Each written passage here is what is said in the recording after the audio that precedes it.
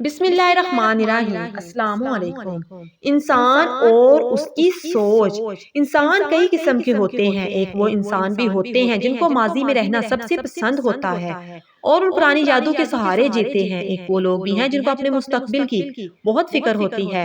ये लोग mentally stable होने की नाकाम कोशिश करते हैं जबकि उनके अंदर मुस्तकबिल की परेशानियां होती हैं। ये लोग जरूरत से ज्यादा सोचने वाले होते हैं। पता है, सबसे ज्यादा कामयाब लोग वही होते हैं जो अपने हाल के साथ मुतमिन होकर जीते हैं, जिनको ये सोच परेशान नहीं करती कि कल क्या होगा। उनको पता होता है अल्लाह ने जो पहले लिख दिया है वो उनको मिलेगा। ये लोग हर किस्म की टेंशन और सोच से आजाद होते हैं। और यकीन करें, जो लोग अल्लाह पर सबसे ज्यादा भरोसा करने वाले होते हैं और कामयाब भी वही होते हैं। हाँ, कुछ लोग ये सोचते हैं कि अगर दुनिया में पैसा, दौलत और शोहरत ना मिली तो लोग उनकी इज्जत नहीं करेंगे। तो मैं इनसे कहूंगी कि अगर एक इंसान अल्लाह का वली है तो क्या लोग उसकी इज्जत नहीं करते?